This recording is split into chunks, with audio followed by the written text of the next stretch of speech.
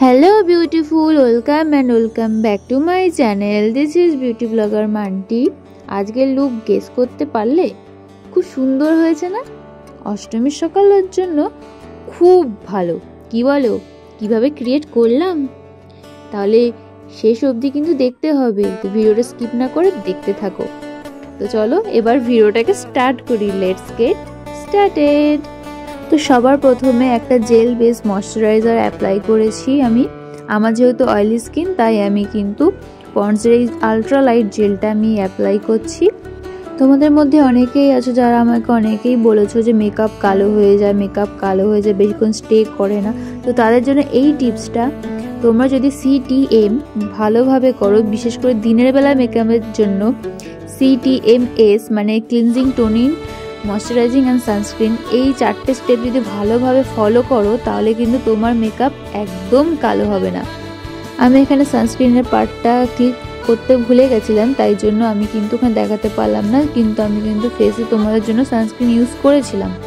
তো এবার ফিটমির সুপারস্টে ফাউন্ডেশনটা আমি অ্যাপ্লাই করে নিলাম, তার সাথে একটু সেটিং স্প্রে ইউজ করে নিলাম, কারণ এটা খুব ড্রাই হয়ে যায়, মানে ম্যাট ফিনিশ। অয়েলি স্কিনদের জন্য একদম পারফেক্ট। ড্রাই স্কিন যাদের আছে তারা কিন্তু এটাকে অ্যাভয়েড করলেই ভালো। তোমরা দেখেছিলে হয়তো গত বছর আমি এই ফাউন্ডেশনটা ইউজ করেছিলাম, যেটা আমার থেকে ওয়ান শেড মানে একটা শেড হালকা ছিল, কিন্তু এখন আমি এতটাই ট্যানিংয়ে ভুগছি যে এটা এখন অনেকটাই আমার কাছে সাদা লাগলেও তো কি করা যায়, ফাউন্ডেশনটা ফেলে দিতে পারি না, কোনো একটা জোগাড় তো করতে পারবো, সেটা তোমরা দেখতেই পাবে, দেখতে থাকো। আর ফাউন্ডেশনটা এতটাই ড্রাই দেখতেই পেলে যে ব্রাশ দিয়ে অ্যাপ্লাই করার পর আমাকে বিউটি ব্লেন্ডার দিয়ে ইউজ করতে হচ্ছে, তাও প্রপারলি ব্লেন্ড হচ্ছে না। আর মুখ চোখ দেখেই বুঝতে পেরে গেছো আমি একদম পছন্দ করছি না। তো তারপরে কি করলাম, এনওয়েবের একটা ফাউন্ডেশন নিলাম, যেটা আমার থেকে 1 থেকে 2টো শেড ডার্ক। তারপর ওটাকে ভালো করে ব্লেন্ড করার পর দেখলাম যে 2টো ফাউন্ডেশনই ভালোভাবে ব্লেন্ড হয়ে গেল। তো তোমরা হ্যাকটা কি বুঝতে পারলে? লাইট শেড ফাউন্ডেশন নিয়ে ফেললে কীভাবে সেটাকে নিজের স্কিন টোনে করবে। তো যাই হোক, ফেস হাইলাইটিং আজকে বেশিটুকু করবো না, শুধু আমার চোখের তলার ওই ডার্ক সার্কেলসগুলো আর আই মেকআপ যেহেতু করবো তো সেই জন্য একটু ভালোভাবে কনসিলার ইউজ করে নিলাম সুইস বিউটির, যেটা কিন্তু খুব অ্যাফোর্ডেবল প্রাইসে একদম বেস্ট কনসিলার, আমি কিন্তু এটাই একমাত্র ইউজ করি। তো তারপরে ল্যাকমির এই লুজ পাউডারটা আমি যেখানে কনসিলার ইউজ করেছি সেখানে বেক করে নেব। ল্যাকমির এই লুজ পাউডারটাও কিন্তু খুব ভালো, 100 টাকার মধ্যে তোমরা বড়জোর পেয়ে যাবে, খুব ভালো। পন্ডসেরও একটা এরকম আসে পাউডার, সেটাও কিন্তু খুব ভালো। তোমরা কিন্তু এই লুজ পাউডারটা অবশ্যই ইউজ করতে পারো যাদের অয়েলি স্কিন তাদের জন্য। এরপর কিন্তু আমি মাইগ্ল্যামের এই ফেস প্যালেটটা ইউজ করবো ব্লাশ অন আর হাইলাইটিংয়ের জন্য। এই প্যালেটটা কিন্তু ডে মেকআপের জন্য একদম পারফেক্ট, কারণ এতটাই সাটেল ফিনিশ দেয়, তোমার ন্যাচারাল বলেই মনে হবে। ডে মেকআপের জন্য একদম পারফেক্ট। তো এরপরে কিন্তু আমি সেটিং স্প্রে দিয়ে পুরো ফেসটাকে সেট করে নেব। আর সেটিং স্প্রে ইউজ করার পর কিন্তু ডাইরেক্ট বিউটি ব্লেন্ডার দেবে না। আমি কিন্তু এই খেলনাটা কিন্তু মেলা থেকে কিনেছিলাম 40 টাকায়, যেটা আমি ইউজ করি মেকআপটাকে এইভাবে ফিনিশ দেওয়ার জন্য। জানি তোমরা এখানে আমাকে অনেকেই পাগল ঠাগল বলতেই পারো, কিন্তু ভাই হ্যাঁ, মেকআপ ফিনিশিং করার জন্য আমার কাছে 250 টাকা খরচ করার থেকে 40 টাকা খরচ করে এই ফ্যানটা নেওয়া বেটার মনে হয়েছে, তাই আমি এটাতেই ইনভেস্ট করেছি। তো যাই হোক, অনেকেই তোমরা আছো আইব্রাও ড্র করতে পারো না, বা আইব্রাও কী করে ড্র করবে সেটা বুঝতে পারো না, তাদের জন্য কিন্তু আমি এখানে জুম করে তোমাদের আইব্রাও টিউটোরিয়ালটাও দেখিয়ে দিলাম।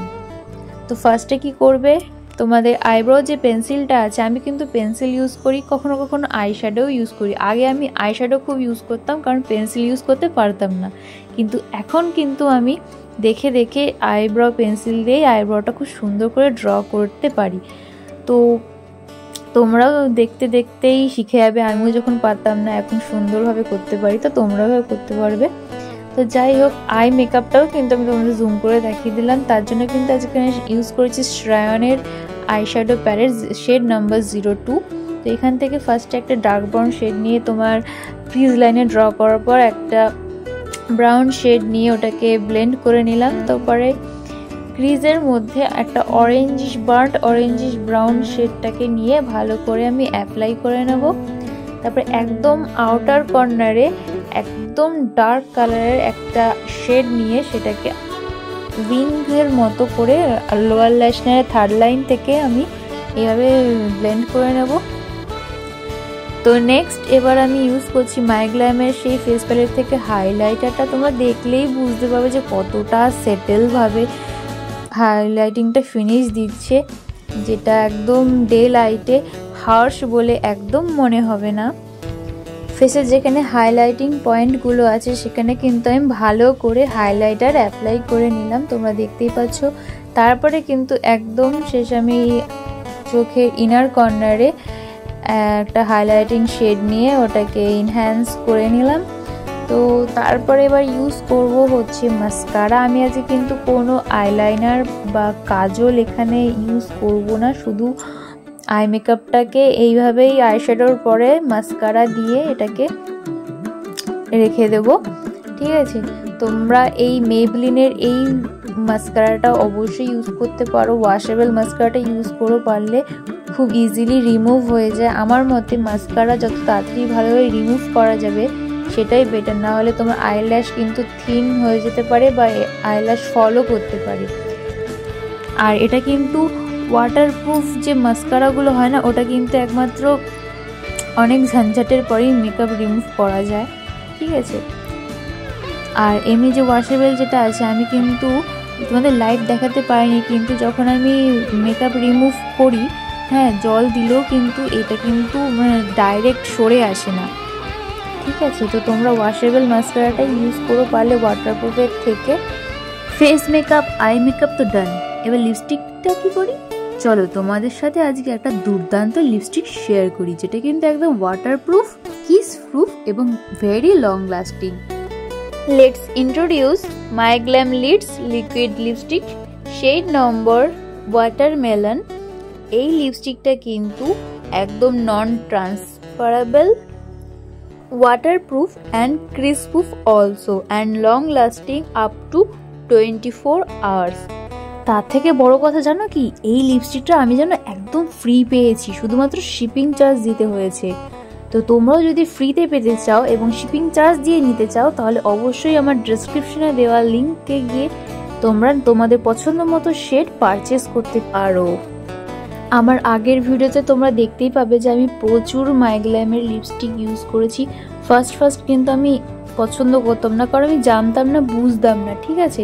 আমার লাইফের ফার্স্ট লিকুইড লিপস্টিক কিন্তু মাইগ্ল্যামের লিকুইড লিপস্টিক। আরে দাঁড়াও, সামনেই তো দুর্গা পুজো, অনেক খাওয়া দাওয়া হবে, বাইরে আড্ডা দেওয়া হবে, বাইরের খাবার খাওয়া হবে। তো এই লিপস্টিকটা ইউজ করলে কিন্তু তোমার লিপস থেকে কিন্তু একটুও লিপস্টিক সরে যাবে না। তাই ঝটফট দেরি না করে ডেসক্রিপশনে দেওয়া লিঙ্ক থেকে এই লিপস্টিকটা পারচেস করে ফেলো, কথা দিচ্ছি এই পারচেসটায় তোমাদের কোনো রিগ্রেট হবে না। চলো এবার ফাইনাল লুকটা দেখে নাও, আর মেকআপ লুকটা কেমন হয়েছে আমাকে অবশ্যই কমেন্ট করে জানাবে। ভালো লাগলে ভিডিওটাকে একটা লাইক, শেয়ার, আর যারা চ্যানেলে নতুন আছো তারা অবশ্যই চ্যানেলটাকে সাবস্ক্রাইব।